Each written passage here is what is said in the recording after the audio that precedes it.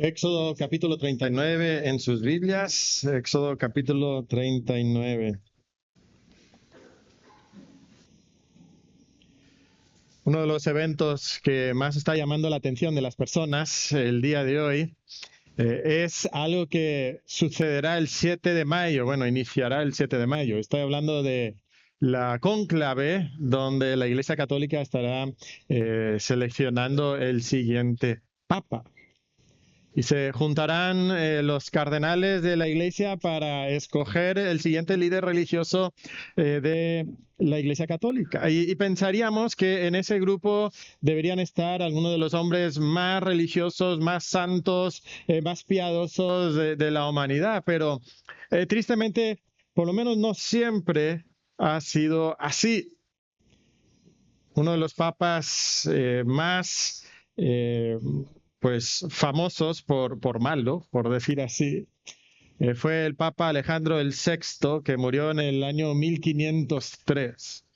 Él llegó a ser papa sobornando a los demás cardenales para que lo eligieran.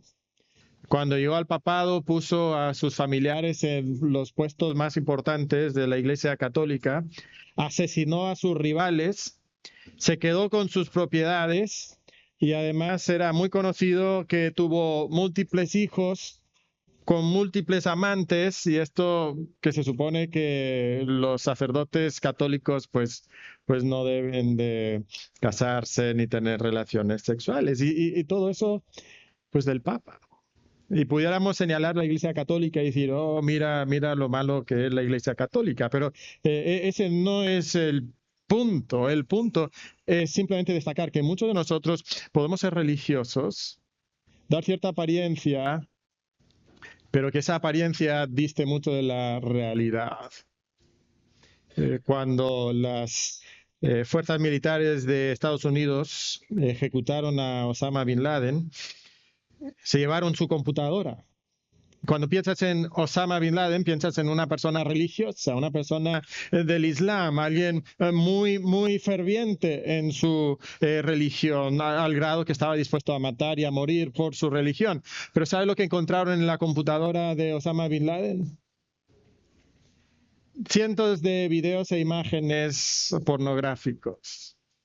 Otra vez un hombre extremadamente religioso, pero lo que era en secreto, lo que era en realidad, muy diferente de la imagen piadosa que transmitía.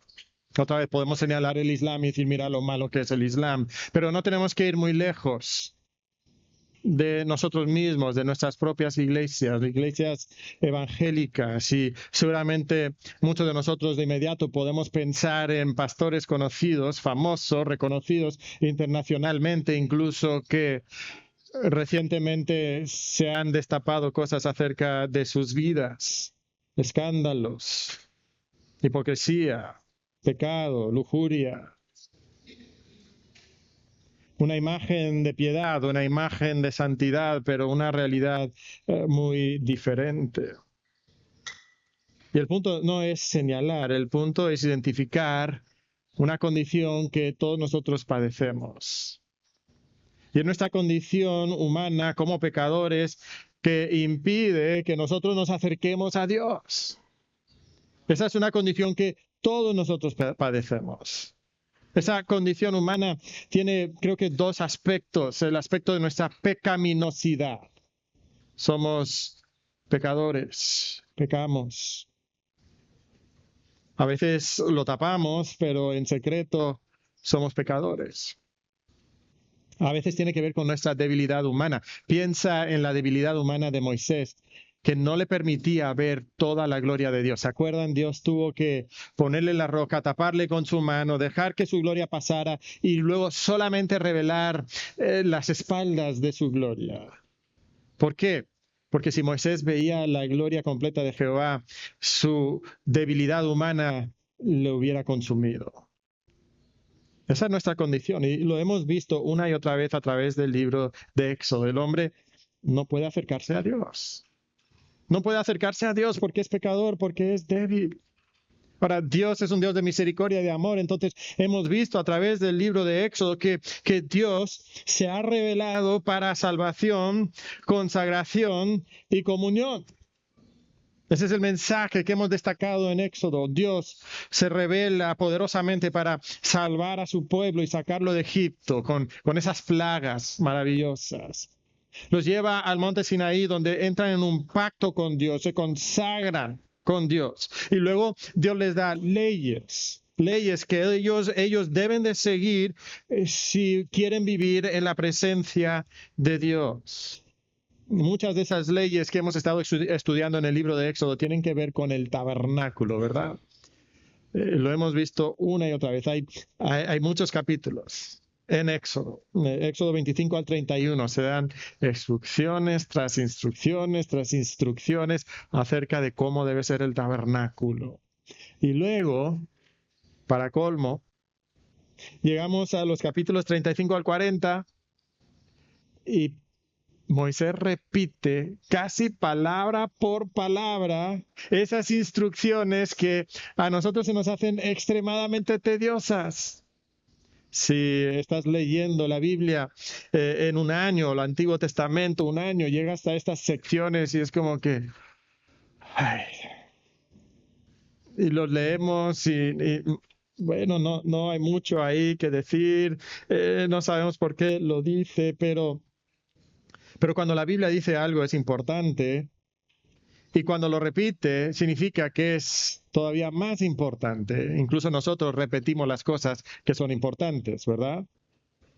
Cuando tu esposo va de salida y le dices, oye, cuando vengas del trabajo, pasa por la tienda y cómprame 2 litros de leche y una tapa de huevos.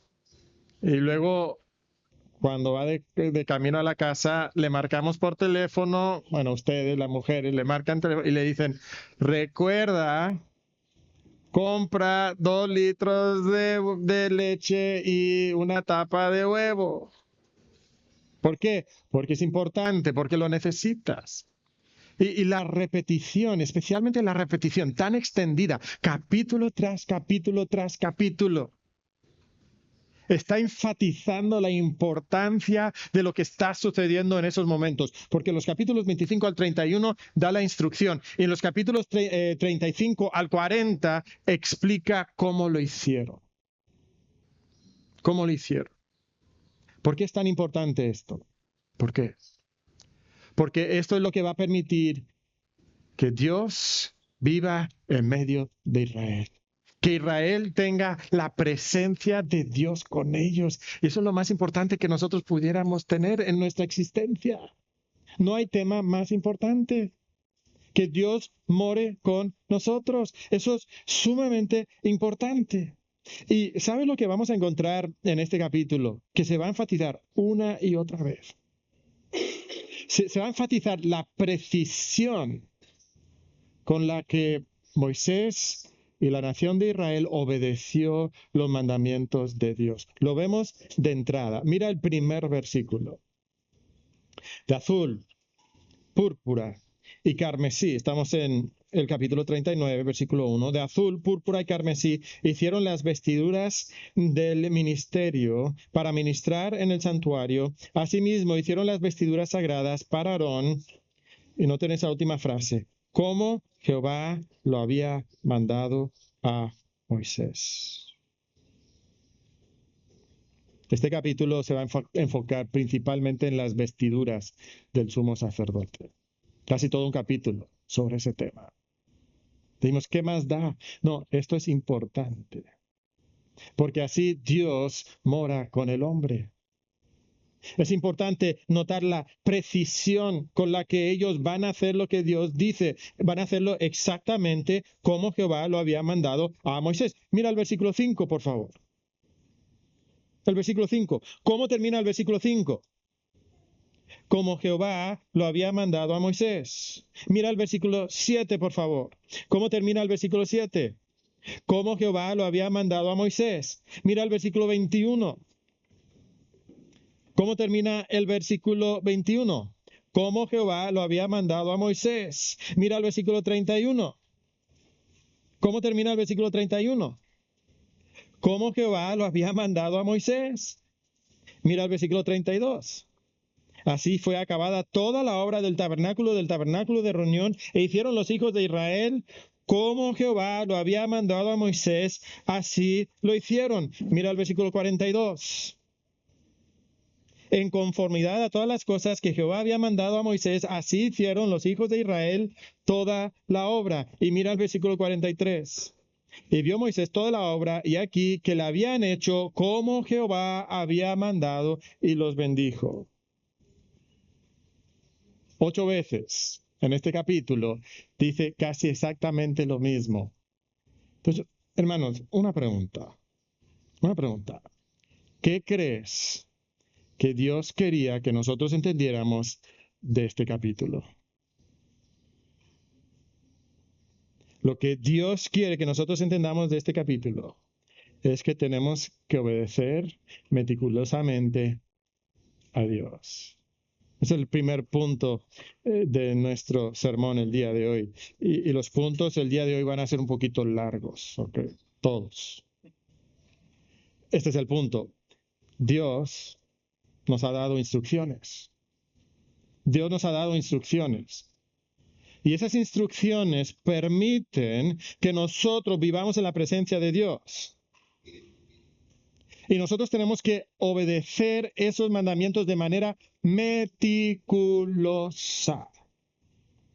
con precisión. Eso es lo que Dios espera de nosotros. Dios nos ha dado sus instrucciones.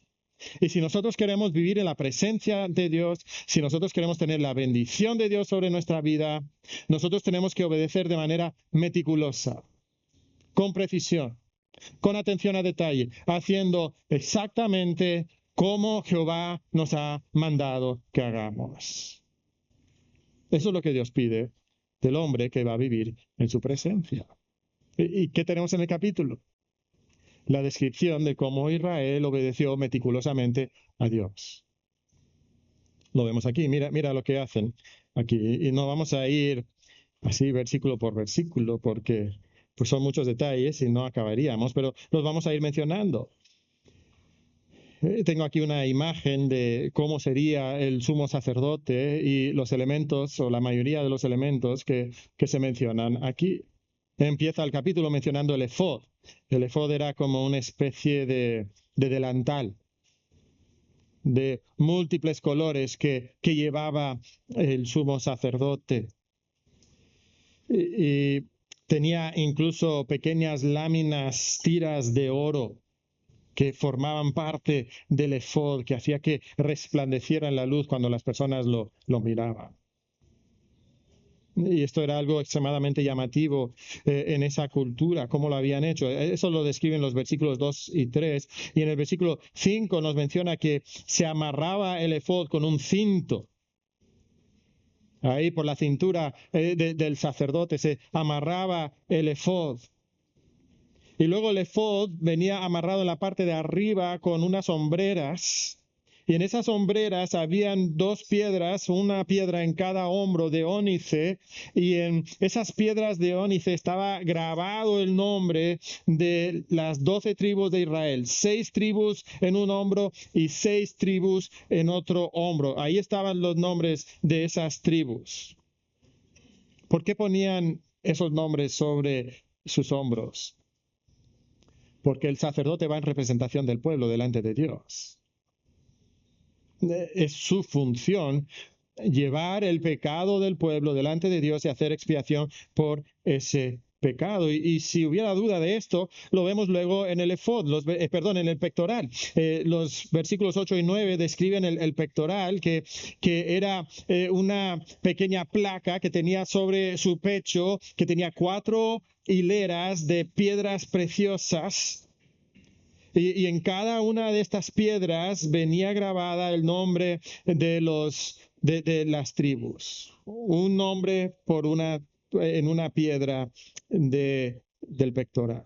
Versículo 14 así lo describe. ¿Por qué? Otra vez está enfatizando una lección. El sumo sacerdote viene en representación del pueblo delante de Dios, trayendo el pecado delante de Dios. Y luego describe algunos temas ahí del pectoral, cómo iba amarrado con cordones y anillos. Esto lo vemos en el los versículos del 15 al 21. Y luego debajo del efod y del pectoral había un manto azul. Lo pueden ver ahí destacado. Un manto azul. Otra vez, estos colores son representativos en esa cultura de la realeza, de la importancia, del valor, incluso de posiblemente la divinidad. O sea, ellos venían delante de Dios en una posición de privilegio y en las orillas de ese manto azul ponían unas pequeñas campanas y unas pequeñas granadas. Y esas campanas sonaban cuando el sumo sacerdote iba caminando en el tabernáculo y especialmente cuando entraba a la presencia de Dios en el lugar santísimo y sonaban. Y fíjate que cuando lo describe primeramente en el capítulo 28, se dice que si no trae estas campanas y estas granadas, el sumo sacerdote moriría al entrar a la presencia de Dios. Y nosotros decimos, ¿pero por qué? O sea, son granadas, son campanas, o sea, ¿qué detalle? ¿Por qué es tan importante? ¿Por qué? Porque Dios está enfatizando la obediencia meticulosa. Si tú quieres entrar a mi presencia, tienes que obedecer meticulosamente. No puedes entrar como tú quieras. Es serio esto. Incluso tu vida está en juego si tú no obedeces meticulosamente. En el versículo 27 nos dice que el sumo sacerdote debajo del manto llevaba una túnica blanca muy sencilla. La túnica blanca era la vestimenta de todos los sacerdotes. Entonces él llevaba la túnica blanca, pero encima de esa túnica blanca llevaba el manto azul y el efod y luego el pectoral. Se vestía de una manera diferente, le hacía destacar entre los sacerdotes y además él tenía en su cabeza, en el versículo 28, una mitra, es como un turbante. Y esa mitra tenía una tiara de lino. El versículo 28 hasta nos menciona que debajo de todo lo que tenía puesto traía los calzoncillos de lino. Pero luego regresa al cinto de lino que tiene en la cabeza y nos menciona que ahí habría una lámina de oro. ¿Y qué viene en la lámina de oro, según el versículo 30? ¿Qué viene ahí como inscripción? Santidad a Jehová. Santidad a Jehová. ¿Qué es lo que enfatiza esa inscripción que trae en su cabeza? La necesidad absoluta de santidad. Esa santidad que viene por la obediencia. Y cuando no hay obediencia, entonces Dios había provisto el camino que podía caminar el sumo sacerdote y podía llevar sangre, la sangre de los toros y los machos cabríos, y ahí podía derramar esa sangre y rociar esa sangre en la presencia de Dios para que pudiera expiar el pecado del pueblo, para que el pueblo pecador ahora fuera santo delante de Dios. Santidad a Jehová. Esto permitía que el hombre pecador estuviera en la presencia de un Dios santo, santo, santo.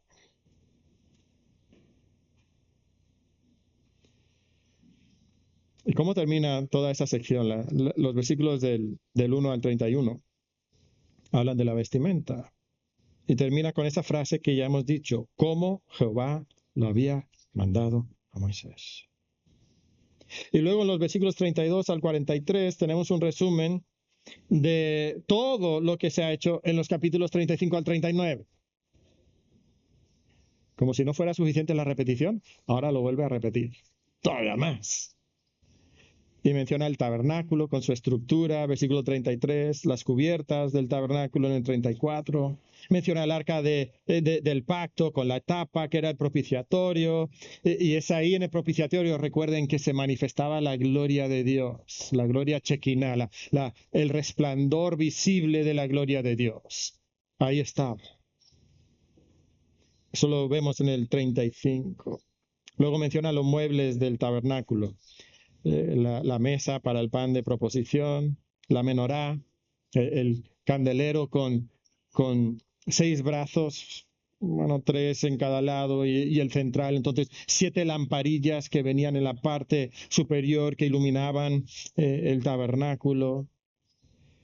Vemos el altar de oro donde se quemaba el incienso.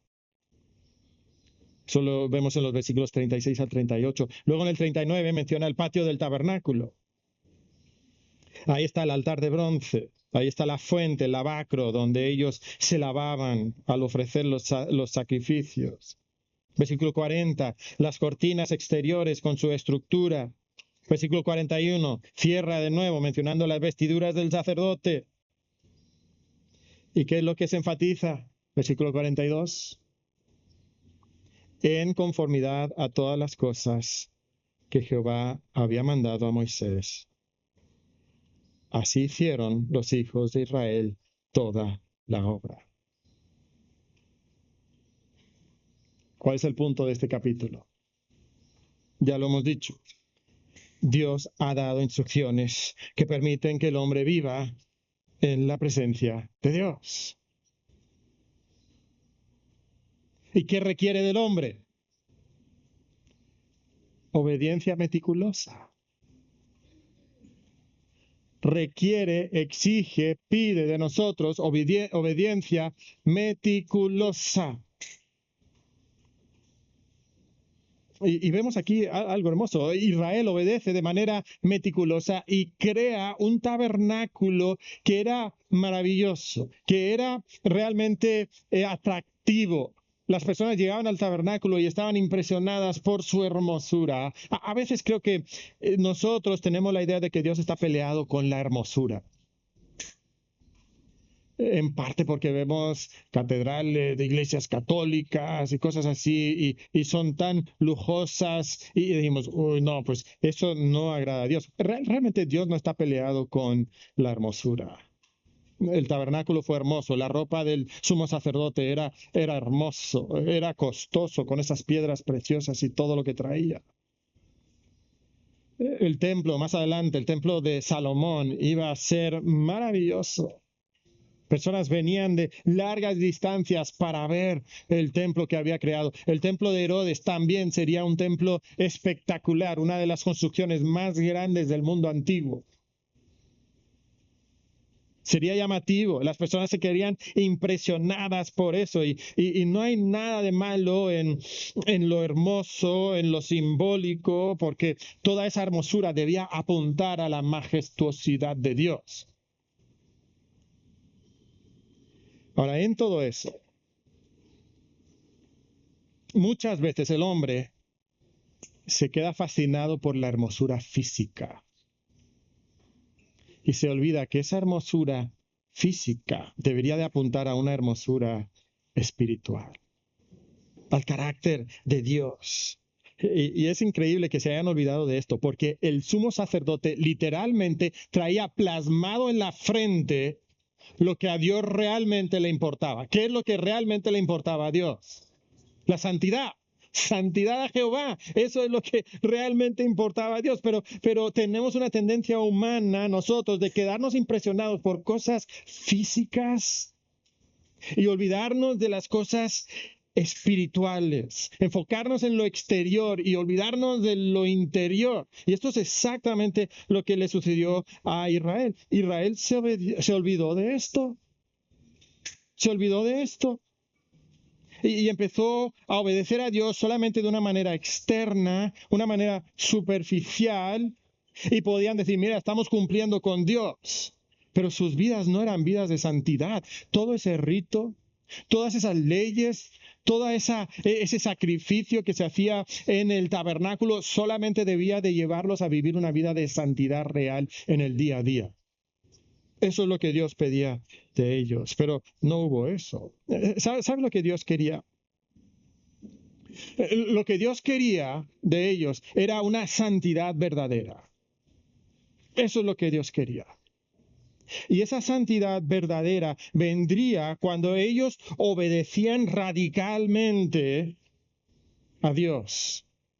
y las instrucciones que Dios había dado. Y esa obediencia radical debería de ser motivada por un amor genuino y profundo por Dios. Por eso, el mandamiento más importante, y otra vez, ¿cómo es que los judíos y los israelitas se olvidaron de esto? Porque ellos repetían mañana y tarde el mandamiento más importante de la ley. ¿Y cuál era el mandamiento más importante de la ley? Amarás a Jehová tu Dios con todo tu corazón. Pero a pesar de que el sumo sacerdote traía la santidad a Jehová plasmada en su frente, a pesar de que ellos lo repetían día tras día tras día, se olvidaron de las cosas más importantes. ¿Y qué es lo que resultó en Israel? ¿Sabe lo que pasó con la nación de Israel? Ellos se conformaron con una santidad externa. Una santidad externa que lograban con una obediencia superficial. ¿Y sabe lo que motivaba esa obediencia superficial? No un amor por Dios, sino un interés personal. ¿Por qué obedecían a Dios? Porque querían las bendiciones que Dios había prometido. O sea, ellos querían éxito, ellos querían buenas cosechas, ellos querían derrotar a sus enemigos, ellos querían ser poderosos. Eso es lo que ellos querían.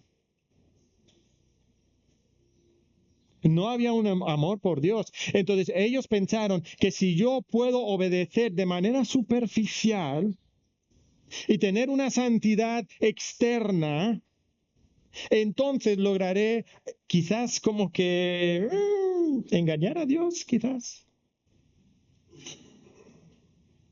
Pero sabes, Dios no fue engañado. Dios veía lo que ellos eran en realidad.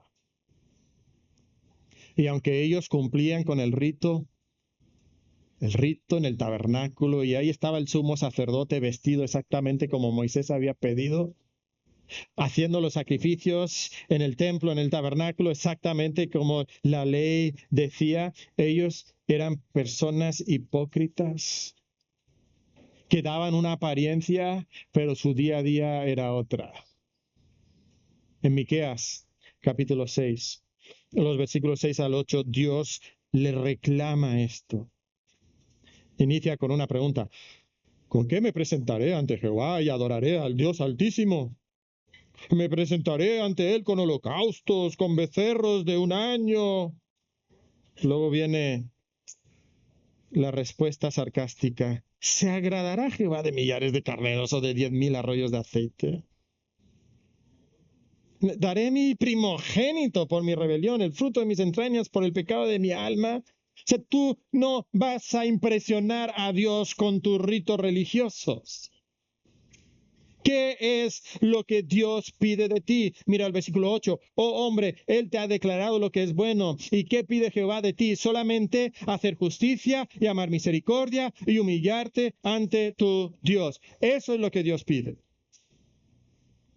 Una santidad verdadera que viene cuando tú obedeces la esencia de la ley.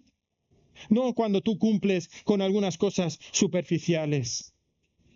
Esto se lo reclama Miqueas. ¿Sabes? Jesucristo le dice prácticamente lo mismo a los fariseos durante su ministerio terrenal. En Mateo capítulo 23, versículos 23 al 28, dice así: Ay de vosotros, escribas y fariseos hipócritas, porque diezmáis la menta y el eneldo y el comino.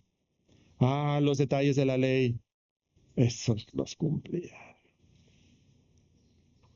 Y dejáis lo más importante de la ley: la justicia, la misericordia y la fe. Esto era necesario hacer sin dejar de hacer aquello. Guías ciegos, que coláis el mosquito y tragáis el camello. Qué buena ilustración. Coláis el mosquito y tragáis el camello. Ay de vosotros, escribas y fariseos hipócritas, porque limpiáis lo de fuera del vaso y del plato, pero por dentro estáis llenos de robo y de injusticia. Fariseo ciego, limpia primero lo de dentro del vaso y del plato, para que también lo de fuera sea limpio. Ay de vosotros, escribas y fariseos hipócritas, porque sois semejantes a sepulcros blanqueados, que por fuera a la verdad se muestran hermosos, mas por dentro están llenos de huesos de muertos y de toda inmundicia. Así también vosotros por fuera, a la verdad os mostráis justos a los hombres, pero por dentro estáis llenos de hipocresía e iniquidad. Nos recuerda de ese Papa Alejandro el VI, ¿verdad? Papa de la Iglesia Católica, pero viviendo una vida de hipocresía. Osama Bin Laden, su computadora llena de pornografía, predicadores de iglesias evangélicas famosos, internacionalmente conocidos, pero viviendo vidas de lujuria y de pecado. Y fácilmente señalamos a todas esas personas y debemos de señalarlos. Y pensamos en Israel y decimos, oye, ¿por qué Israel fue incapaz de obedecer la ley de Dios? ¿Sabes? Moisés se lo había dicho en el Pentateuco. En el libro de Deuteronomio les dijo, Deuteronomio 29:4, pero hasta hoy Jehová no os ha dado corazón para entender, ni ojos para ver, ni oídos para oír. Había un problema en su corazón, un corazón duro, un corazón insensible. Esto es lo que llevó a Josué. En Josué 24 nos encanta, ¿no? Sí, escogeos hoy a quién sirváis. No, vamos a escoger servir a Jehová. Y la respuesta de Josué ya lo hemos comentado en otra ocasión. Entonces Josué dijo al pueblo, no podréis servir a Jehová. Porque Él es Dios santo y Dios celoso, no sufrirá vuestras rebeliones y vuestros pecados.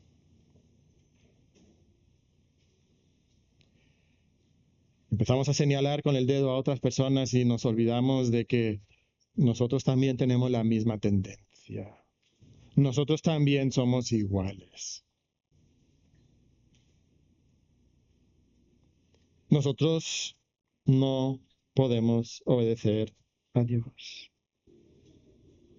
Y este es el segundo punto, porque no puedes obedecer meticulosamente a Dios, te conformas con una obediencia superficial y una santidad externa.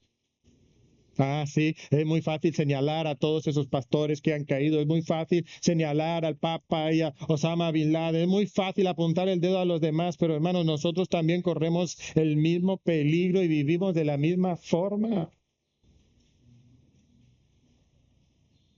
Nos conformamos con esa obediencia externa, superficial, con quedar bien delante de los hombres y quedar bien incluso delante de Dios. Piensa un momento en cómo eso es verdad en nosotros, muchos de nosotros el día de hoy. Piensa en cómo se manifiesta el interés personal en tu vida. Que ya no pienses en el Papa, ni en Osama Bin Laden, ni en nadie más que en tu vida. Hermano, una pregunta. ¿Vienes a la iglesia cuando las cosas van mal? ¿Se vienes más fielmente cuando las cosas van mal? ¿Qué tal la oración? ¿Ora más cuando te encuentras en problemas? ¿Qué es eso? Es interés personal. Estás buscando tu propio bien. ¿Qué debería ser la oración? La oración debería ser un momento de comunión con el Dios que amas. Pero te olvidas de Dios hasta que estás en un problema. Es un problema económico, es un problema familiar, es un problema de salud. Ahora sí, oro mucho. Es interés personal. No estoy diciendo que no debes de orar, pero muchas veces estamos mostrando interés personal. ¿Qué tal la lectura de tu Biblia? A muchos nos enseñaron que debes de leer tu Biblia para que ese día te vaya bien. Y si no lees tu Biblia ese día, el día te va a ir mal. ¿Qué es eso? Es interés personal. Estás buscando tu propio beneficio. ¿Qué tal el pecado? ¿Lo evitas solamente porque temes el castigo que Dios te va a mandar si pecas? Eso es interés personal. Tu motivación central en dejar de pecar debería ser que tú amas a Dios y sabes que el pecado que vas a cometer traería tristeza y dolor al corazón del Dios a que tú amas. Pero estamos llenos de interés personal, aún en nuestra vida religiosa. Padres, a veces, ¿sabes? Nosotros le inculcamos esto a nuestros hijos en la crianza. Muchos padres piensan que le están dando a sus hijos una crianza bíblica. y les dicen cosas como, oye, no hagas eso porque si haces eso Dios te va a castigar. Mira, pórtate bien porque si te portas bien te vas a librar de muchos problemas.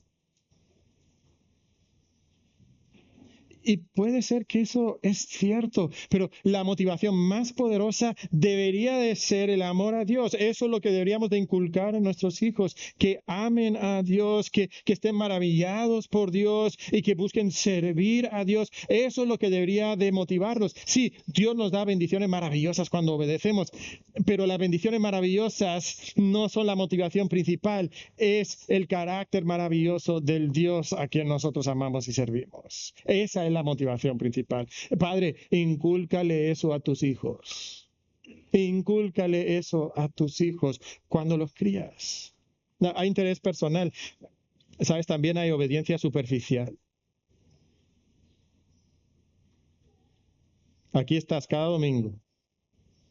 La Biblia bajo el brazo, llegas sonriendo. Saludas de hermano a todos porque no sabes sus nombres. Entonces les dices hermanos.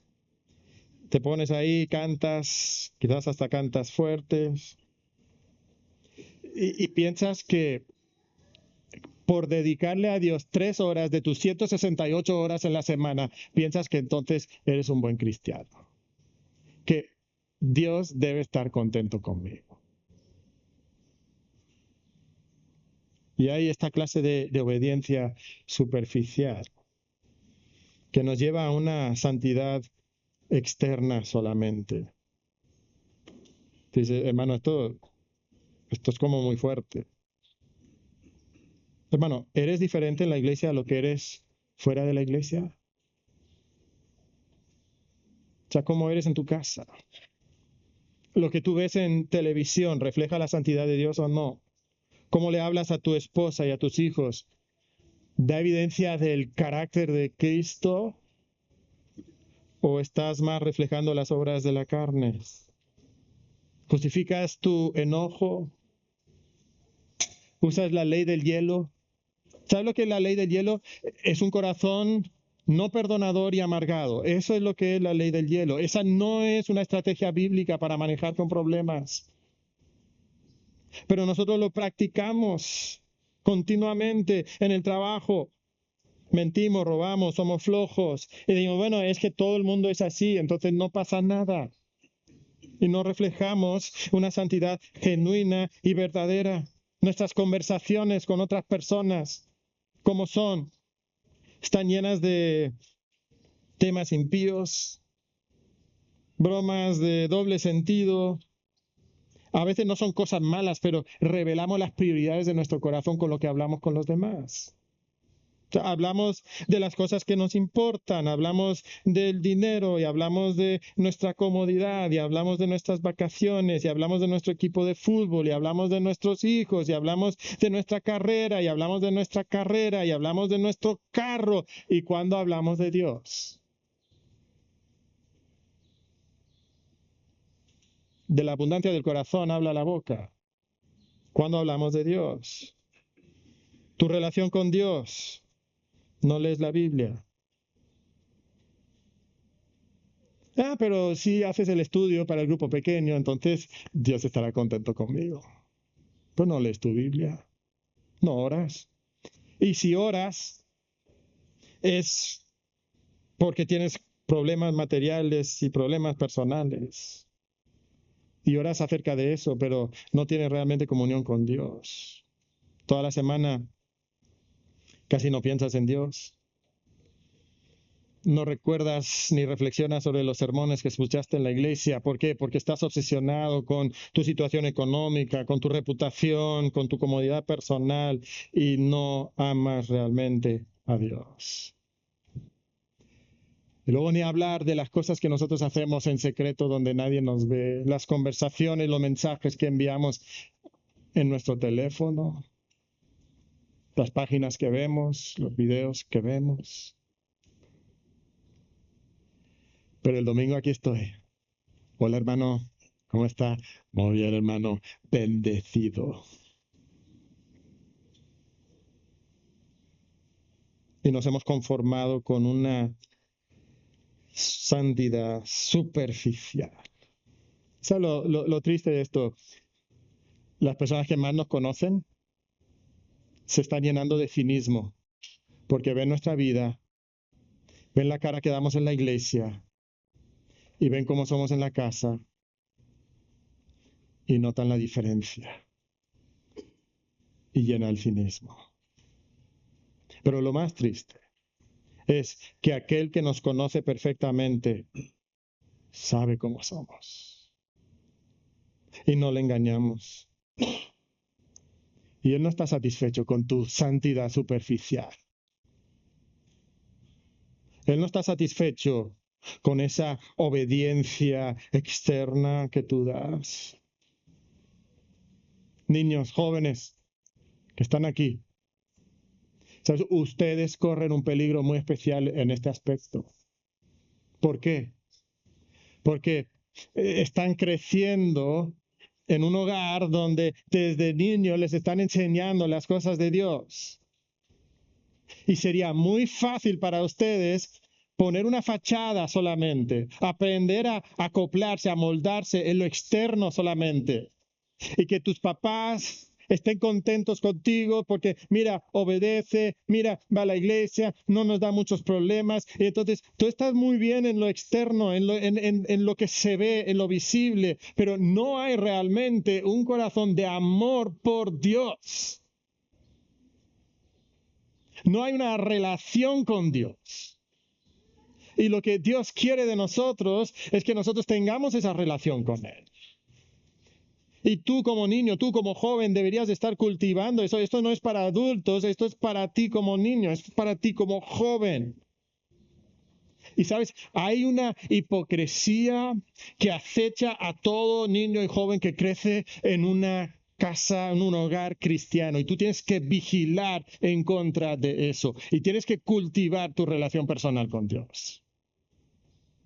Porque si no, tú te vas a conformar con esa obediencia externa, superficial, una santidad que es visible para los demás, pero que no revela la realidad de tu corazón. Esa es nuestra condición. Y sabes, hermano, Dios no nos va a dejar tranquilos así. Dios no está satisfecho con eso. Dios quiere una obediencia meticulosa a su ley. Porque Él es un Dios santo. Y lo que nos puede abrumar es saber que nosotros no podemos. Sentir que nosotros no podemos. Pero esta es la obra de Dios. Entonces Dios no nos va a dejar así, Dios no nos deja solos y hay esperanza. Y quiero que notes la esperanza que encontramos en Hebreos capítulo 4. Los versículos 12 y 13 son versículos severos que no nos dan mucha esperanza. Pero mira lo que dice aquí, Hebreos 4, 12 y 13. Porque la palabra de Dios es viva y eficaz y más cortante que toda espada de dos filos y penetra hasta partir el alma y el espíritu, las coyunturas y los tuétanos y discierne los pensamientos y las intenciones del corazón. Y no hay cosa creada que no sea manifiesta en su presencia. Antes bien, todas las cosas están desnudas y abiertas a los ojos de aquel a quien tenemos que dar cuenta. Tú vienes aquí, Biblia debajo del brazo, sonriendo, hola hermano, y todos nosotros podemos quedar engañados, pero Dios no será engañado. Su palabra penetra hasta lo más íntimo de tu ser. Él sabe lo que tú eres en tu corazón. Todo está desnudo. Tú estás desnudo delante de Dios. No hay donde esconderse. No hay nada que te tape. Y eso asusta. Pero noten lo que dicen los versículos 14 al 16. Por tanto, teniendo un gran sumo sacerdote que traspasó a los cielos, Jesús, el Hijo de Dios, retengamos nuestra profesión, porque no tenemos un sumo sacerdote que no pueda compadecerse de nuestras debilidades, sino uno que fue tentado en todo, según nuestra semejanza, pero sin pecado. Acerquémonos pues confiadamente al trono de la gracia para alcanzar misericordia y hallar gracia para el oportuno socorro.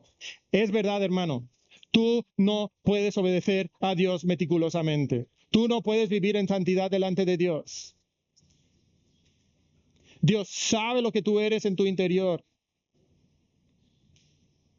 Pero Dios, en su amor por nosotros, envió a su Hijo para ser nuestro gran sumo sacerdote. Para que nosotros ahora pudiéramos entrar a la presencia de Dios. Yo no puedo obedecer meticulosamente, pero Cristo sí obedeció meticulosamente.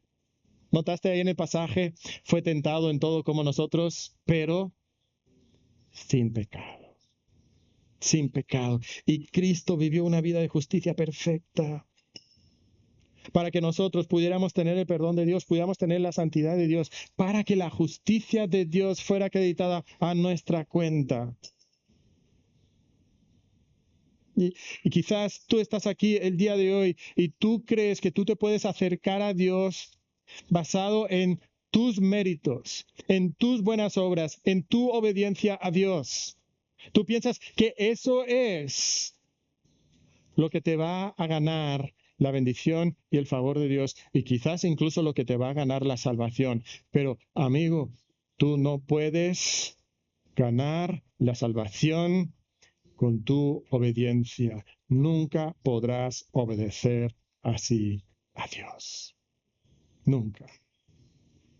Nunca. Pero las buenas noticias del Evangelio es que Cristo obedeció por ti.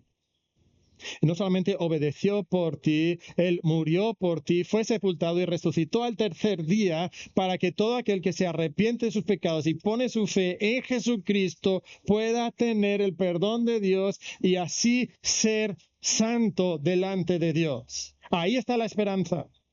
No está en tu obediencia, no está en tus obras, no está en tu bondad, no está en tu esfuerzo, no está en tu disciplina, está en Cristo y la obediencia perfecta de Cristo a tu favor. Tienes que creer en Él. Hermano, muchos de nosotros sabemos que la salvación, la salvación sí, eso es algo que Dios me da, pero luego pensamos que la santificación y la bendición de Dios después de la salvación, que eso depende de mí. Pero tu posición delante de Dios no se basa en ti, en tus buenas obras, en tu disciplina, sino que se basa en Cristo y la obediencia de Cristo. Y tú eres acepto en el amado. Y sí, hay bendiciones por la obediencia, pero tu posición delante de Dios depende de Cristo. Y el sumo sacerdote que entró a la presencia de Dios, y porque él entró a la presencia de Dios habiendo obedecido perfectamente, ahora tú puedes entrar a la presencia de Dios confiadamente. Puedes ir al trono de gracia. Recuerda, trono de gracia, se decía que el propiciatorio que estaba sobre el arca era el trono de Dios. Tú puedes ir al lugar santísimo y encontrarte con Dios. Y tú puedes ahí encontrar la gracia que necesitas y el oportuno socorro para cualquier situación en la que te enfrentes.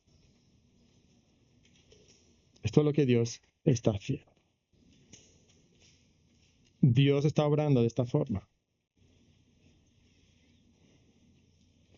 Ahora, esto no significa entonces que ahora tú puedes hacer lo que te da la gana. Cristo fue santo por mí, ahora yo puedo ser pecador.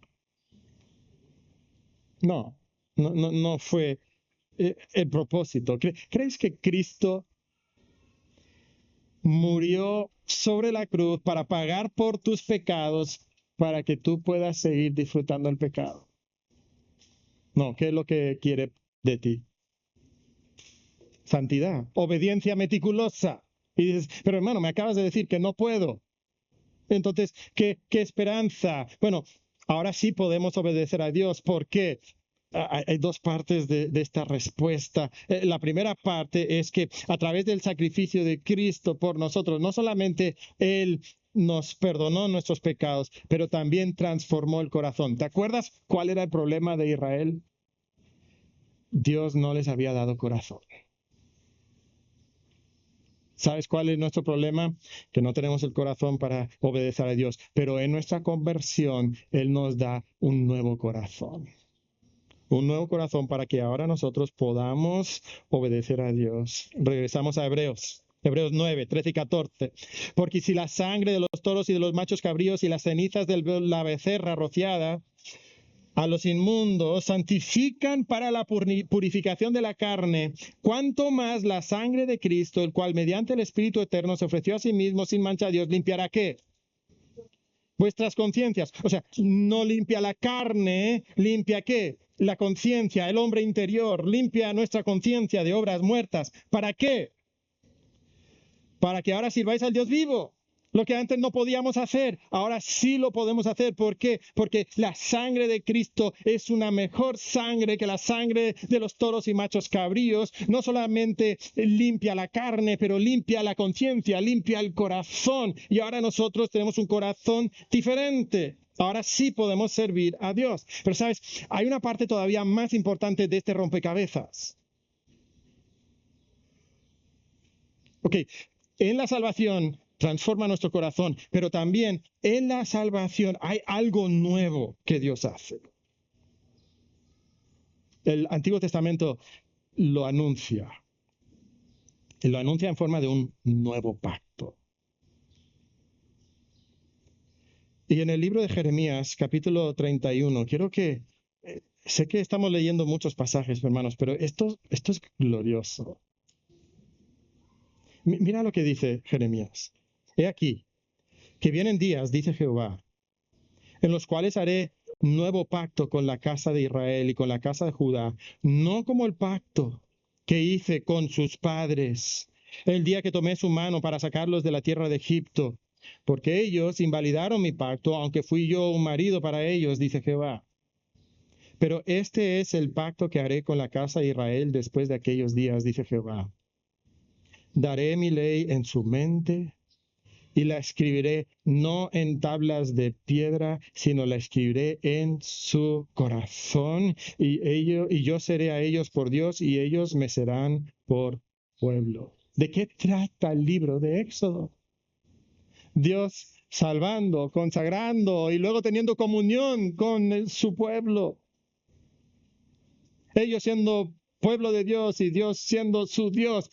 Ahora, a través del nuevo pacto se va a cumplir eso. ¿Por qué? Porque Dios va a poner su ley en el corazón. Pero no solamente va a poner su ley en el corazón, Ezequiel da una explicación un poquito más detallada. Mira Ezequiel 36. Os daré corazón nuevo. Y pondré espíritu nuevo dentro de vosotros, y quitaré de vuestra carne el corazón de piedra, insensible, muerto, y os daré un corazón de carne, tierno, vivo. Y pondré dentro de vosotros mi espíritu, y haré que andéis en mis estatutos, y guardéis mis preceptos, y los pongáis por obra. Habitaréis en la tierra que di a vuestros padres, y vosotros me seréis por pueblo, y yo seré a vosotros por Dios. Hermanos, ¿cómo es que ahora nosotros podemos ser el pueblo de Dios? ¿Cómo es que ahora nosotros podemos andar en sus caminos? Algo que Israel nunca pudo hacer. ¿Sabes por qué? Porque Dios a través de la obra de Jesucristo nos da un corazón nuevo y luego pone su espíritu en nosotros para capacitarnos para que nosotros ahora sí podamos agradar a Dios y obedecer meticulosamente su ley. Y ese es el cuarto punto. Porque no puedes obedecer meticulosamente. Dios envió al Espíritu Santo para morar en ti y capacitarte para obedecer meticulosamente. Hermano, ¿te das cuenta que tú ahora sí puedes obedecer a Dios? Ahora sí tú puedes ser verdaderamente santo en tu día a día.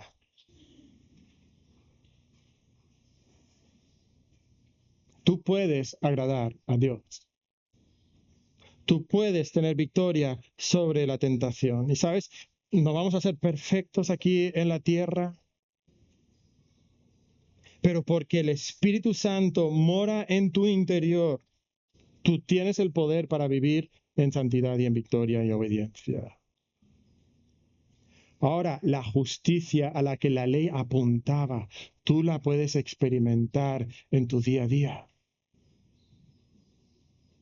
Ya no hay excusas. Ya no hay excusas. Y hermanos, cuando nosotros unimos todo lo que hemos estado viendo el día de hoy en Éxodo capítulo 39 y lo conectamos con los pasajes del Nuevo Testamento y de Jeremías y de Ezequiel, creo que podemos conectar esto diciendo lo siguiente: motivado por amor a Dios, transformado por la salvación en Cristo y capacitado por el poder del Espíritu, ahora sí, hermano, obedece meticulosamente a Dios. Ahora sí, obedece meticulosamente a Dios. Ahora sí, vive en santidad.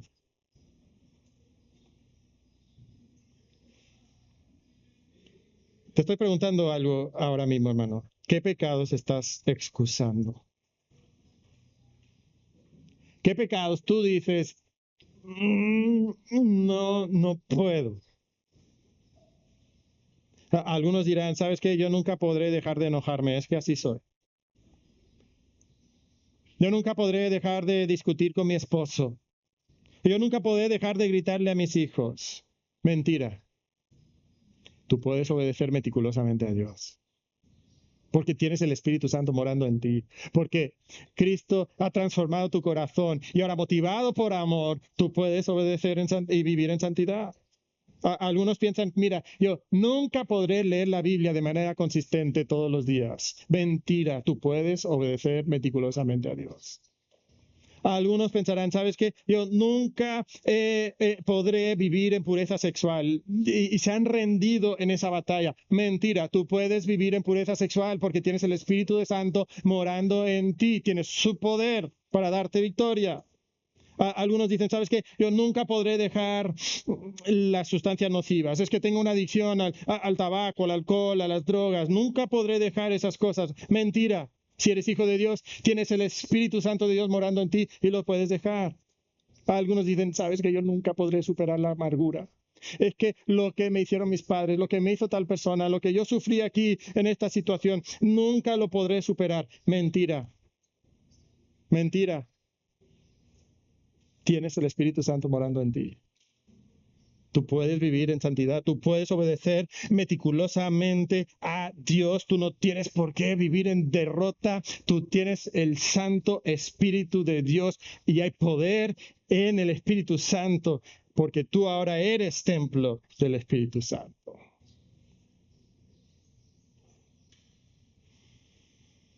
Esa, hermano, es tan difícil, sí. Y quiero terminar con el último versículo de Éxodo 39, porque no lo hemos visto todavía. Porque aquí nos da algo que es esperanzador y que es motivador. Mira lo que dice el versículo 43. Y vio Moisés toda la obra, y aquí que la habían hecho como Jehová había mandado, y los bendijo. Y dices, hermano, ¿y eso? ¿Cómo es esperanzador? Bueno, ¿te recuerda ese versículo a algo? Cuando yo leí ese versículo, de inmediato pensé en Génesis capítulo 1. Dice, y vio Dios todo lo que había hecho, y aquí que era bueno en gran manera. Y sabes, 3 veces en esa sección nos dice que Jehová los bendijo. ¿Te acuerdas del primer paraíso en el huerto de Edén?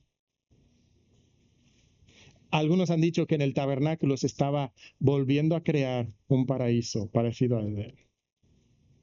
Y es así, en el huerto de Edén habían árboles, había comida, había piedras preciosas, había oro, pero sobre todo estaba la presencia de Dios. Ahora en el tabernáculo está una menorá que se parece a un árbol con sus ramas, hay comida, hay piedras preciosas, hay oro, pero sobre todo está la presencia de Dios, ¿verdad? Está la presencia de Dios. Se está recuperando lo que se perdió. Se perdió en el huerto de Edén. ¿Por qué? Porque Adán y Eva desobedecieron. Tristemente se perdió en el tabernáculo. También, ¿por qué? Porque Israel desobedeció y la gloria dejó a Israel. Pero hay un futuro. Hay un futuro. Cuando aquello que se perdió se va a volver a recuperar. En parte lo tenemos ahora en nosotros, el Espíritu Santo morando en nosotros, y ahora nosotros somos templo, somos tabernáculo del Espíritu Santo. Pero el cumplimiento más completo de esto vendrá un día cuando vendrá una ciudad llena de oro, a tal grado que las calles serán de oro, ¿verdad? Donde las puertas de la ciudad serán grandes perlas. ¿Y sabes lo que tendrán grabadas esas grandes perlas? El nombre de las tribus de Israel. ¿Te suena algo? El pectoral. Los cimientos de esa ciudad serán piedras preciosas, 12 piedras preciosas, y ahí en esas piedras preciosas están grabados los nombres de los 12 apóstoles. La fusión, la unión de Israel y la iglesia, el nuevo hombre reconciliados en Cristo. Y ahí estará sobre todo, ¿qué? La presencia de Dios.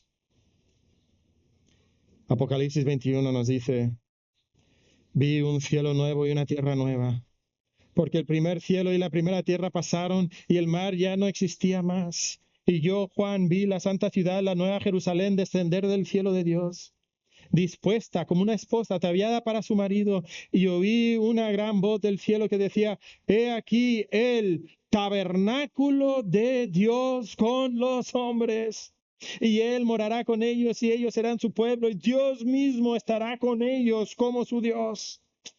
Enjugará Dios toda lágrima de los ojos de ellos, y ya no habrá muerte, ni habrá más llanto, ni clamor, ni dolor, porque las primeras cosas pasaron. Hermano, quizás tú el día de hoy estás aquí desanimado en tu lucha por obedecer meticulosamente a Dios y tú dices, no puedo. Y yo te quiero decir, sí puedes. Porque Cristo transformó tu corazón, porque el Espíritu Santo mora en tu interior y te capacita, pero también yo quiero que tú dejes de mirar este mundo, que tú pongas tus ojos en tu morada eterna, el cielo nuevo, la tierra nueva, focalizada en la nueva Jerusalén, donde Dios tabernaculiza con el hombre, donde tú morarás por toda la eternidad con Dios. Y sabes, una de las razones por qué tú no puedes vivir en santidad el día de hoy es porque tú no estás recordando a dónde vas.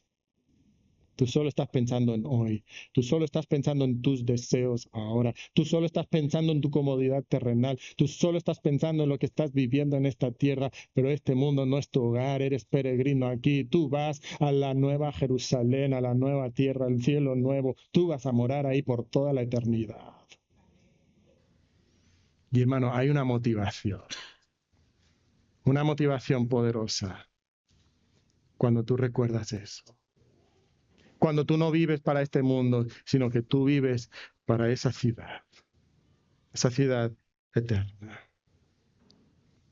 Y entonces yo te pregunto el día de hoy si tú has sido transformado por la salvación en Cristo. Entonces, esa es la única esperanza que tú tienes de morar en la presencia de Dios.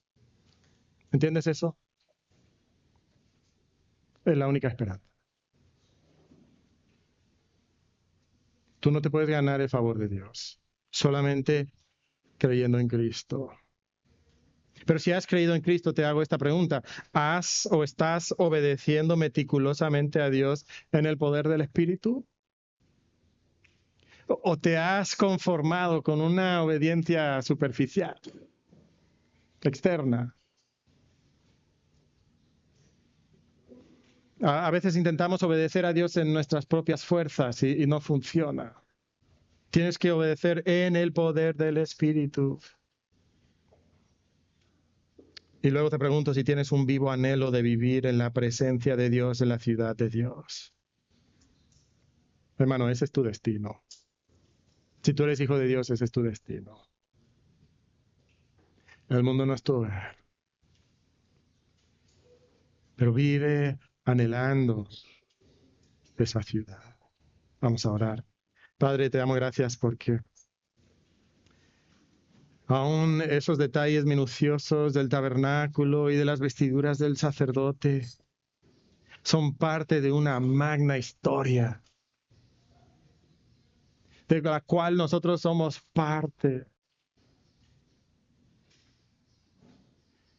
Señor, ahora nosotros podemos vivir con poder, con victoria. Ahora nosotros podemos agradarte, podemos ser meticulosos en nuestra obediencia a ti, como Israel nunca pudo serlo. ¿Por qué, Señor?